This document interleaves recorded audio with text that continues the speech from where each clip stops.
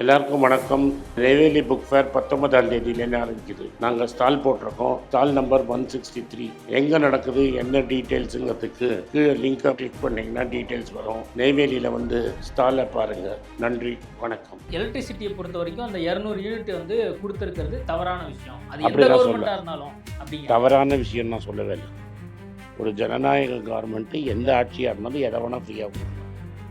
நீ ஃப்ரீயாக கொடுக்கறதுக்கு உங்கள் அரசாங்கம் காசு தரும். நீங்கள் எலக்ட்ரிசிட்டி போர்டை ஃப்ரீயாக கொடுக்க சொன்னால் இந்த மாதிரி கடன். இதை பண்ணுறாங்களா என்னங்கிறது பார்ப்போம். இப்போ தேர்தல் வாக்குறுதின்னு சொல்லி சில திட்டங்களை வந்து இந்த அரசாங்கம் வந்து கொடுத்துருக்காங்க. ஆல்ரெடி இவ்வளோ கடன் இருக்குது, இப்போ இதெல்லாம் பண்ணுவாங்களா அப்படிங்கிற ஒரு கேள்வியும் சந்தேகத்தையும் மக்களும் எதிர்கட்சிகளும் பேசுவாங்கல்ல. இது பாருங்க, நம்ம ஒன்று நான் சொல்கிறேன், பண்ண போகிறாரா இல்லையான்னு அவர் தான் பதில் சொல்லணும். என்னை பொறுத்த வரைக்கும் ஏதாவது ஒரு அவருக்கு மக்களை கன்வின்ஸ் பண்ண முடிஞ்சு இதை தள்ளி போட முடிஞ்சால் ஸ்டேட்டுக்கு நல்லது. ரேஷன்ல யார் யாரெல்லாம் வந்து பேர் இருக்கோ அவங்கெல்லாம் வந்து அந்த சிஸ்டம் பயோமெட்ரிக் பண்ணணும்னு சொல்லி ஆல்ரெடி பணக்காரனெல்லாம் தூக்கிடு. பணக்காரங்களுக்கு ரேஷன் கார்டே வேணாம், எதுக்கு கடையில் போய் வாங்கிக்கோங்க. ஆமாம், டிமார்ட்லேயோ அல்லது பெரிய டிமார்ட்டில் போய் வாங்கிக்கோ, எங்கே வேணால் வாங்கிக்கோ, ஸ்விக்கியில் வாங்கிக்கோ, இன்ஸ்டாமார்ட்டில் வாங்கிக்கோ. அவனுக்கு எதுக்கு, எனக்கு எதுக்கு ரேஷன்?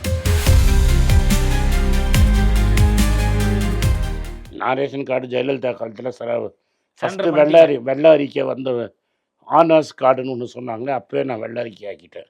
ஆனால் என் சொந்தக்காரனே நிறைய பேர் ஒன்று வச்சுருக்கோம், ஒயிட் கார்டு இருந்து. நான் சொல்கிறேன், ஒயிட் கார்டு கார்மெண்ட் சர்வெண்ட்டுக்கு ஒயிட் கார்டு ஆகும். ஃபஸ்ட்டு கார்மெண்ட்டில் வேலை செஞ்சு யாருக்கெல்லாம் நீ 30,000 ரூபாய்க்கு மேலே சம்பளம் கொடுக்குறியோ அவனுக்கு ஒயிட் கார்டு ஆகுது. ரொம்ப ஸ்ட்ரிக்டாக சொல்கிறீங்களே சார். உனக்கு பணம் வேணும்னு நீ கேட்ட உனக்கு பணம் நிர்வாகம் சரியாகணும்னா இதுதான் வழி. இல்லை, நாங்கள் தாவே காட்சி வந்தால் பணம்லாம் கொடுத்துருவாங்க நாங்கள் நினச்சிக்கிட்டு இருந்தோம். நீங்கள் இவ்வளோ ஸ்ட்ரிக்டாக பேசுகிறீங்க. நான் யாருக்கு கொடுக்கணும்னு சொல்கிறேன், யாருக்கு தேவையோ அவனுக்கு கொடு. நாங்கள் எல்லாத்துக்கும் கொடுப்பாரு, நாங்களாம் கஷ்டப்படுறோம்.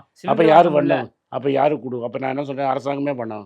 யாரே வரியும் கலெக்ட் பண்ணக்கூடாது, எல்லாத்தையும் இலவசமாக கொடுக்கறதுக்கு அரசாங்கத்தில் என்ன நோட்டு மிஷினாக வச்சுருக்கான். சென்ட்ரல் கவர்மெண்ட்டே நல்ல கவர்மெண்ட் சொல்லிட்டு போயிருப்போம். இங்கே என்ன, இப்போ ஆல்ரெடி எல்லா பில்டரும் என்ன சொல்கிறான், பல பெரிய பில்டர் எனக்கு கான்டாக்ட் இருக்குது. பல பில்டர் என்ன சொல்கிறான்னா, சிஎம்டியில் கரப்ஷன் ஒழிஞ்சுது. பவர் கான்ட்ராக்ட் பண்ணுறவனா என்ன சொல்கிறான், இனிமேல் நாங்கள் லஞ்சம் கொடுக்க வேண்டாம்.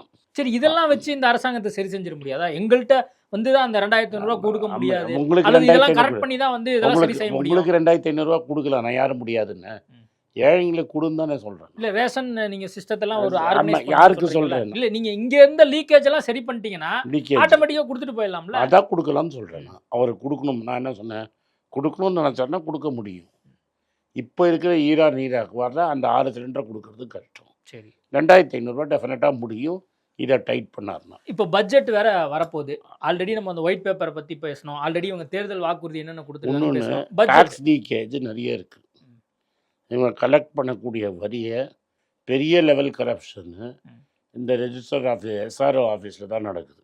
அதுதான் 3 பெரிய டேக்ஸ் வரி தான். ஒன்று ஸ்டேட் ஜிஎஸ்டி டைரெக்டாக கலெக்ட் பண்ணுறது, ஒன்று பெட்ரோல் டீசலு, ஒன்று எஸ்ஆர்ஓ, 4வது டாஸ்மாக். இது 4 தான் மெயினாக உங்களுக்கு வரி. அப்புறம் இந்த ஆட்டோ டேக்ஸு கொஞ்சம் வரும், ரைட்டா? ஸோ நீங்கள் லீக்கேஜ்னால் நீங்கள் வந்து ரியல் எஸ்டேட்டில் எஸ்ஆர்ஓ ஆஃபீஸில் தான் கை வைக்கணும். உங்களுக்கு டாஸ்மாக் குறையணும் அப்படின்னா 2 இடத்த பப்ளிக் டிஸ்ட்ரிபியூஷன்லேயும், பப்ளிக் டிஸ்ட்ரிபியூஷனை யாருக்கு தேவையோ அவனுக்கு 20 கிலோக்கு பதிலாக 40 கிலோ கொடு. யாருக்கு தேவையோ அவனுக்கு 20க்கு பதிலாக 40 கிலோ கொடு. 5 கிலோக்கு பதிலாக 10. சக்கரை கொடுக்காதே எல்லாருக்கும் டயபெட்டிஸ் வந்துடும். நம்ம ஊரில் டயபெட்டிஸ் கேபிட்டல் ஆகிட்டோம் நம்ம. பட் மற்ற எல்லாமே இன்க்ரீஸ் பண்ணுங்கள். எண்ணெய் இன்க்ரீஸ் பண்ணுங்கள், பருப்பு இன்க்ரீஸ் பண்ணுங்கள், அரிசி இன்க்ரீஸ் பண்ணுங்கள், கொஞ்சம் கோதுமை கொடுங்க, யாருக்கு தேவையோ கொடுங்க. இன்னொன்று, நீங்கள் ட்ரிவாண்ட்ரம் பக்கம் போனீங்கன்னா நம்ம ஊரில் அந்த ஊரில் ஒரு கம்பல்சரி உண்டு, நீ வேஷ்டி கட்டினா தான் கோயிலுக்குள்ளே போக முடியும். ரைட்டாக நம்ம ஆளுங்க வேஷ்டி இல்லாமல் போவாங்க. அங்கே வெள்ளை 100 ரூபாய்க்கு ஒரு வேஷ்டி கொடுப்பான்.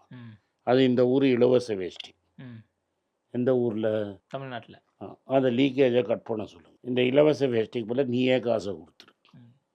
இது இலவச புடவைக்கு இலவச வேஷ்டிக்கு 500 ரூபா ட்ரான்ஸ்ஃபர் பண்ணிட்டு அவ்வளோதான் என்னால் முடியும். இல்லை, பொங்கலுக்கு தீபாவளிக்கெலாம் கொடுக்குறாங்களே, அதுதான் 500 ரூபா எக்ஸ்ட்ரா கொடுத்துருக்குறேன். எதுக்கு வேஷ்டி கான்ட்ராக்ட் போட்டு வேஷ்டியை கொண்டு வந்து அது கொண்டு போய் குருவாயூர் கோயில்லையும் அனந்த பத்மநாப சாமி கோவில் வாசல்லையும் போனோம். இதெல்லாம் சென்டிமெண்ட்டாக இத்தனை வருஷம் இவங்க கனெக்ட் பண்ணி அதனால வச்சிருக்காங்க. தான் கரப்ஷன். நீங்கள் கேட்டிங்கன்னா கரப்ஷன்லாம் எங்கே இருக்குது, லீக்கேஜ் எங்கே இருக்குன்னு இங்கெல்லாம் இருக்குது. இதை நீங்கள் சரி பண்ணீங்கன்னா என் விஜய் 2500 இதெல்லாம் வந்து பார்ப்பாரு, கண்டிப்பாக சரி பண்ணுறாரு விஜய் எல்லாம் பார்ப்போம். பார்த்தா நீ விஜய் பார்ப்பாரா, டிவி கேட்குறாங்க பார்க்குறாங்களான்னு எனக்கு கண்டிப்பாக பார்ப்பாங்க சார். இப்போ பட்ஜெட் வேற வரப்போகுது. இப்போ ஆல்ரெடி இவ்வளோ கடன், இவ்வளோ பிரச்சனை, எப்படி சார் பட்ஜெட்டை போடுறது?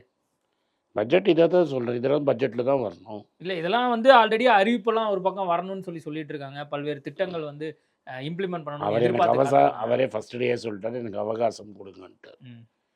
மேபி அடுத்த வருஷம் பண்ணுவாரா இருக்கும். இந்த பட்ஜெட்ல அப்போ என்ன எதிர்பார்க்கலாம் இந்த அது தெரியாது, அரசாங்கத்துல? அது எனக்கு தெரியும். ஏன்னா இப்போ நீங்க சொன்ன மாதிரி லீக்கேஜ்லாம் கட் பண்ணிட்டு இருக்காங்க. ஊழல் வந்து கொஞ்சம் லீக்கேஜ் கொஞ்சமா கட் பண்ணுறாங்கன்னு ம். சிஎம்டிஏ லெவல்லையும் எலக்ட்ரிசிட்டி போர்ட் ஸ்டேட் லெவல்லையும் ம். கான்ட்ராக்டர்ஸ்ட்ட கமிஷன் வாங்குறத நிறுத்தி. அதான் இதெல்லாம் வந்து கரெக்ட் பண்றாங்கன்னு நீங்க சொல்றீங்க. இந்த பட்ஜெட் இந்த அரசாங்கத்திலேருந்து நம்ம என்ன எதிர்பார்க்கலாம்? அது நீங்க அவங்க தான் பண்ணணும். நான் திரும்பி திரும்பி இல்ல நான் கேக்குறது, நீங்க இத்தனை வருஷமா தமிழ்நாட்டோட பட்ஜெட்டை பார்த்திருக்கீங்க. திமுக, அதிமுக இதுக்கு முன்னாடி 50 இருந்த எல்லாம் வருஷத்துக்கு பட்ஜெட்டு நான் ஒரு மாதிரி பார்த்திருக்கீங்க. பார்த்துட்டேன். இப்போ புது அரசாங்கம் வந்து நான் புது அரசாங்கம் இப்போ நான் சொன்னதெல்லாம் பண்ணுவாங்கன்னு தான் நினைப்பேன். நான் நிதியமைச்சராக இருந்தால் என்னோட சீஃப் மினிஸ்டரை கன்வின்ஸ் பண்ணி இந்த டைரக்ஷனில் புஷ் பண்ணுவேன். அதாவது இது சீர் பண்ணுறதுக்கு அவர் வந்து சில கிரிட்டிசிசம் அவர் ஏற்றுக்கணும். ம். அந்த கிரிட்டிசிசம் அவர் எவ்வளோ தூரம் ஏற்றுக்கிறாரு. இந்த எலக்ட்ரிசிட்டியை நான் சரி பண்ணணும், டிரான்ஸ்போர்ட்டை நான் சரி பண்ணணும், பிடிஎஸை நான் சரி பண்ணணும். ம். இது மூணுலேயே நான் கை வைக்க விட்டிங்கன்னா ம்.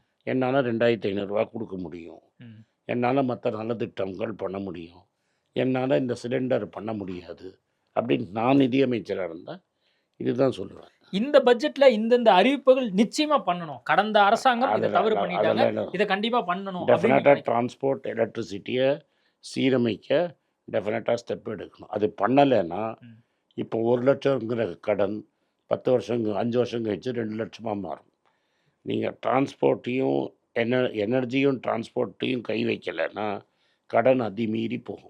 அமெரிக்கா ஈரான் அந்த ஒப்பந்தத்தை நீங்க பார்த்திருப்பீங்க. இதனால இனிமேல் வந்து பெட்ரோல் டீசல் விலை எல்லாம் கம்மியாகி கோல்டு விலை அதெல்லாம் எல்லாம் ஒன்றும் கரெக்டாக நார்மலாக வந்துருமா? பாருங்க, கோல்டு விலை வந்து டாலரோட கணக்கு. ம். அமெரிக்காவில் இன்ட்ரெஸ்ட் ரேட் ஏறப்போகுதுங்கிறதுனால கோல்டு வந்து குறைஞ்சிருக்கு. அது அந்த வருஷம் ஃபுல்லாக எப்படி இருக்கும், குறவும் கொஞ்சம் ஏறும் கொஞ்சம் குறையும். ஏன்னா அமெரிக்காவில் நேற்று இன்ட்ரெஸ்ட் ரேட் ஏற்றுவேன்னு சொல்லிட்டான். ம். அவன் என்ன சொல்லிட்டான், கெவின் வாஷ் என்ன சொல்லிட்டான், இன்ட்ரெஸ்ட் ரேட் ஏற்றுவேன்னு. ம். இன்றைக்கி பிரதமர் மோடி அந்த 15% டேக்ஸ் ஆக்காமல் இருந்திருந்தாருன்னா அது 12,000 கீழே போயிருக்கிறதுக்கு வாய்ப்பு இருக்குது. ம். ரைட்டுங்களா? ஸோ இதுக்கு முக்கிய காரணம் வந்து கெவின் வாஷுங்கிற ஒரு முந்தா நேற்று ஃபெடரல் ரிசர்வ் மீட்டிங்கில் நான் டெஃபினட்டாக வந்து ரேட்டு ஏற்றுவேன், ம். அவர் ரேட்டு ஏற்றிட்டாருன்னா இன்னும் விழும். ம். ரேட்டு ஏற்றுவார்னா என்னை பொறுத்த வரைக்கும் செப்டம்பர்லேயோ இல்லை நவம்பர்லேயோ ஒரு வாட்டி ரேட்டு ஏற்றுவாருன்னு நான் எதிர்பார்க்குறேன். ம். அப்போனா ரேட்டு 300, 500, 1000 ரூபா கிராமுக்கு. நீங்கள் சொன்னது பவுனுக்கு, பவுனுக்கு. நான் சொல்கிறது கிராமுக்கே 1000 ரூபா குறையறதுக்கு வாய்ப்பு இருக்குது. அப்போ இது வந்து இந்த வருட இறுதிக்குள்ள இன்னும் கம்மியாக கம்மியாகிறதுக்கு வாய்ப்பு இருக்குது இதெல்லாம் நடந்தால். இல்லை அதே சமயத்தில் வெள்ளம் குறைஞ்சு அமெரிக்கன் எக்கானமியே படுத்துருச்சுன்னா தங்கம் ஏறும். ம். அதனால் அடுத்த ஒரு வருஷத்தில் அமெரிக்கா எக்கானமி இதே மாதிரி ஸ்ட்ராங்காக இருந்ததுன்னா தங்கம் விலை குறையும். அதுக்கப்புறம் திரும்பி ஏர்முகம் போகும். ம். அதே சமயத்தில் தங்கம் இறங்க இறங்க ரூபாயின் மதிப்பும் இறங்கும். ம். இப்போ ரூபாயின் மதிப்பை கட்டப்பட்டு டாலர் கடன் வாங்கி டாலர் சப்ளை பண்ணி இதை ஏற்றி வச்சுருக்கிறாங்க. இதை ரொம்ப நாள் தாக்கு பிடிக்க வைக்க முடியாது. ஸோ தங்கம் மேலே விழுகிற மாதிரி ரூபாயின் மதிப்பும் விழும். ம். ஸோ அதில் ஒரு குஷன் கிடைக்கும். ஆனால் இன்னிலேருந்து 5லேருந்து 6 வருஷத்தில் தங்கம் திரும்பி 25,000க்கு போயிடும். ரூபா 120, 125க்கு போயிடும். பெட்ரோல் டீசல் விலை எதுவும் குறையறதுக்கான வாய்ப்புகள் இருக்கா? ஏன்னா அந்த ஹர்முஸ் நீரிணை அந்த இதை வந்து அது $20 ஆல்ரெடி $100 இருந்தது, $20 குறைஞ்சிருச்சே. ம். அப்போ பண்ணணுமே. எப்போ பண்ணுவாங்களா? உலக அளவில் அந்த அதெல்லாம் பொருளாதார மாற்றம் மற்ற இங்கே இடத்துலலாம் நடக்கக்கூடிய அந்த குறைஞ்சிருச்சு ஆல்ரெடி. ம். நம்ம ஊரில் அதெல்லாம் பண்ண மாட்டாங்க. நல்ல நட்பு ரீதியாக நல்லா பேசிக்கிட்டாங்களா 2 பேரும்? நம்ம ஊரில் பொறுத்த வரைக்கும் ஒன்று தான். ம். டெல்லியை பொறுத்த வரைக்கும், ம். அம்மையாரை பொறுத்த வரைக்கும் ஒரு வாட்டி விலையை ஏற்றிட்டாங்கன்னா மிடில் கிளாஸுக்கு ம். பர்மனெண்ட்டாக அந்த லெவலில் தான் இருக்கும் விலை. ம். விலையை குறைக்கிறதுங்கிறது 10 பைசா 20 பைசா குறைச்சிட்டு ஏற்றுறது $2, $3. ஏன்னா $48 கச்சா எண்ணெய் இருந்தபோது 400 ரூபாய்க்கு சர்தார்ஜியால் கேஸ் கொடுக்க முடிஞ்சுது. ம். இன்னைக்கு $78 எண்ணெய் இருக்கிறச்ச 1200 ரூபாய்க்கு கொடுத்துட்டு இன்னும் நான் 200 ரூபாய் ஏற்றணும்னு ஒருத்தர் சொல்கிறாரு. கமர்ஷியல் சிலிண்டரை 3500 ரூபாய்க்கு மேலே ஏற்றிட்டு இன்னும் நஷ்டமாக இருக்குது ஏற்றணுங்கிறாரு. இன்னும் கமர்ஷியல் சிலிண்டர் ஃப்ரீயாக கிடைக்கல. பல ஸ்மால் ஸ்கேல் இண்டஸ்ட்ரி சிறு தொழில் செய்கிறவங்களுக்கு ஒரு பில்லை 200 லிட்டருக்கு மேலே போட மாட்டேங்கிறாங்க. எப்படி இது நடக்கும்? சாத்தியம் இல்லை, இதெல்லாம் சரி ஆயிடும்ல. இப்பெல்லாம் எப்போ ஆயிடும்? சைன் போட்டாச்சுல்ல சார். இல்லையா? சைன் போட்டு ட்ரம்ப் சொன்னார்ல, மோடிக்கு ஏதாவது பிரச்சனை அப்படின்னா நான் இது கண்டிப்பா அப்போ வந்து சரி. நிப்பேன்னு அப்போ சொன்னார்ல. நம்ம ஓமானில் 3 பேரை கொன்னாரு, அதுக்கு வருத்தம் தெரிவிக்க வேண்டியதானே? 3 சோல்ஜர் அவங்க தானே அடித்து கொன்னாங்க. அதுக்கு மோடி ஏதாவது பேசினாரா? அந்த இல்ல, மோடிங்கிற அந்த நபருக்காக மட்டும்தான் நான் இப்போதைக்கு இந்த விஷயம்லாம் பேசுறேங்கிறாரு. சரி, அப்போ ஏன் ஓமானை பற்றி நடந்த வருத்தம் சொல்லுங்களேன் மோடிக்காக. அதான் கரெக்டு. மோடிங்கிற நபருக்காக அதானியை விட்டுட்டார். ஒரு அமௌண்ட்டை கரெக்ட் பண்ணிவிட்டு ஒரு அவங்களோட அவரோட மாப்பிள்ளையோட ஃபேர்மில் வந்து சில இன்வெஸ்ட்மெண்ட்ஸ் சில பேர் இன்வெஸ்ட்மெண்ட்ஸ் பண்ணதுனால அதானி கேஸு செட்டில் ஆகிடுச்சு. சரி, இப்போ பெட்ரோல் டீசல் விலை இப்படியே தான் இருக்கும், அதே மாதிரி சிலிண்டர் விலையும் இப்படியே தான் இருக்குமா? டெஃபினட்டாக மாற்றம், பெரிய மாற்றம் எதிர்பார்க்காது. இல்லை, அது உலக பொருளாதாரத்தில் மாற்றம் இருக்கும், இந்தியாவில் மட்டும் இப்படி இருக்கும். மதாபற்றாக. ஆமாம். இல்லை சார், அப்புறம் மக்கள் 107 ரூபா பெட்ரோலில் 60 ரூபாய்க்கு மேலே வரி, 30 ரூபா அவங்க சென்ட்ரல் கவர்மெண்ட் வரி, 30 ரூபா ஸ்டேட் கவர்மெண்ட் வரி. சென்ட்ரல் கவர்மெண்ட் வரியை குறைச்சா ஸ்டேட் கவர்மெண்ட் வரி ஆட்டோமேட்டிக்காக குறைஞ்சிடும். இல்லை, அது ஏன் வந்து தொடர்ந்து அப்படியே வச்சுருக்காங்க? அது வந்து ஏன்னா நீங்கள் இன்கம் டேக்ஸை குறைச்சிட்டிங்கல்ல. இன்கம் டேக்ஸை வந்து பணக்காரங்களுக்கு இன்கம் டேக்ஸ் 40% இருந்தது. அம்பானி, அதானி என்ன மாதிரி ஆளுங்க இருக்கலாம். 40% இருந்த டேக்ஸை 25% ஆக்கிட்டீங்களே. சரி, அப்போது இந்த பொருளாதார நிலை வந்து இப்போ இதில் இந்த ரத்து பண்ணனால எந்த மாற்றமும் இருக்க போகிறது இல்லை. இந்த ரத்து பண்ணதுனால ஓஹோன்னு இந்தியாவோட பொருளாதாரம் இருக்குமான்னு நீங்கள் கேட்டீங்கன்னா இருக்காது. ஆல்ரெடி இன்றைக்கி ஐடி கம்பெனிஸ் தாக்கெல்லாம் அடிச்சிருக்காங்க. ஏன்னா ஆல்ரெடி இப்போ ஐடி கம்பெனியில் டிகிரி முடித்தவங்களுக்கு போன வருஷமும் கிடைக்கல, அதுக்கு முன்னாடி இருந்த வருஷமுக்கும் ஐடி டிகிரி முடித்தவங்க பெருசாக சாஃப்ட்வேரில் வேலை கிடைக்கல. இந்த வருஷத்துலையும் வேலை கிடைக்காது. அதனால தான் அவர் என்ன பண்ணியிருக்கிறாருன்னா, தங்கம் மேலே டேக்ஸை ஏற்றி குருவி வியாபாரம் ஆரம்பிச்சு விட்ருக்கிறாரு. முன்னாடி அவர் என்ன சொன்னார், பக்கோடா போடலான்னாரு. படித்தவங்கெல்லாம் பக்கோடா போட்டால் தப்பான்னு. பக்கோடாலாம் போட முடியுமா? அதுக்கு தான் சிலிண்டர் இல்லை. அதான் சொல்கிறேன். அதனால சொல்லாமல் அவர் என்ன சொல்கிறாரு, பக்கோடா போட முடியாது ஏன்னா சிலிண்டர் விலை ஏறிடுச்சு. சொல்லாமல் குருவி வேலை திறந்து விட்ருக்குறேன். தினம் நீங்கள் துபாய்க்கும் சிங்கப்பூருக்கும் போயிட்டு வந்துட்டு குருவி வியாபாரம் போட்டு கேட்டார். ஓகே சார், நிறைய விஷயங்கள் கொடுத்து பேசியிருக்கோம். நேர்காணல் கொடுத்ததுக்கு மிக்க நன்றி. நன்றி.